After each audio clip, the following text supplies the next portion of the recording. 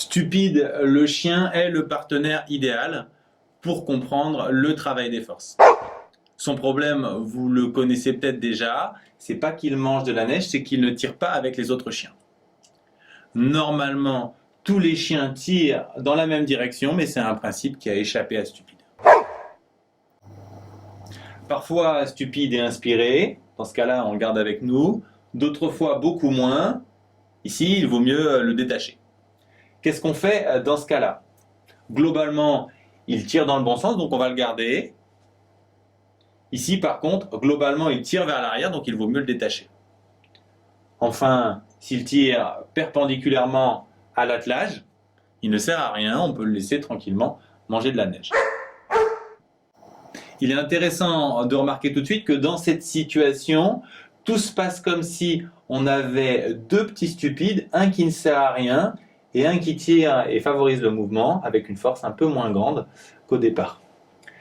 Si on traduit tout ça en langage physique, quand on a une force qui s'exerce obliquement, on peut la décomposer en une composante perpendiculaire qui ne sert à rien, qui ne travaille pas, et une composante collinaire au mouvement, qui ici va freiner le mouvement. On peut donc tout ramener à trois cas simples. Si la force tire dans le même sens et la même direction que le déplacement, alors elle va apporter de la vitesse à l'objet, elle va lui apporter de l'énergie qu'on appelle travail.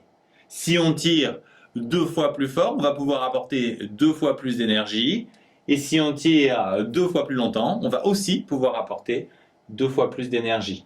Le travail est donc proportionnel à la fois à la force et à la distance parcourue.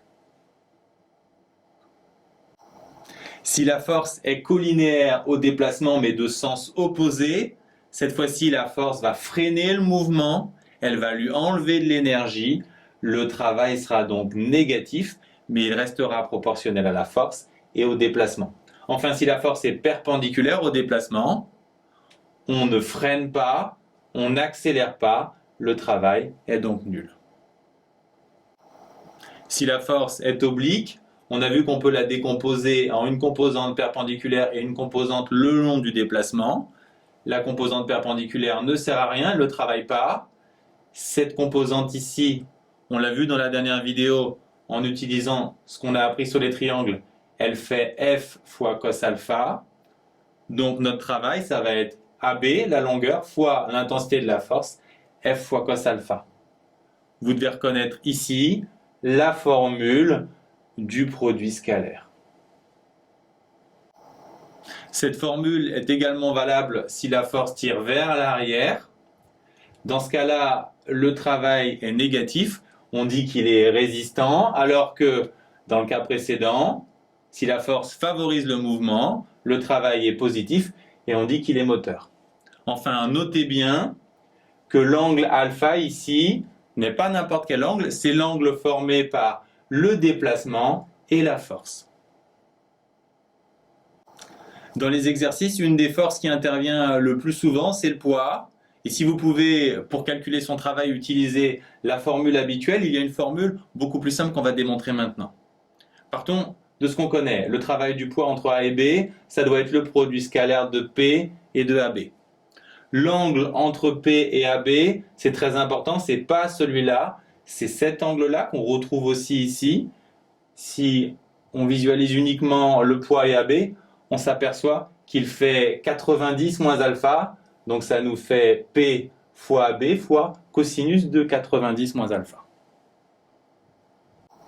Vous devez le savoir, c'est une formule de trigonométrie de première, cosinus de 90 moins alpha, c'est sinus alpha. Maintenant, observons le triangle de la descente de la luge entre A et B. On connaît AB l'hypoténuse, on connaît cet angle. Donc, avec la méthode qu'on a vue précédemment sur les triangles, on sait qu'en face de l'angle, on a AB sin, le long, on a AB cos. Donc, AB sin ici, ça revient à H, ici, cette hauteur, le dénivelé entre A et B.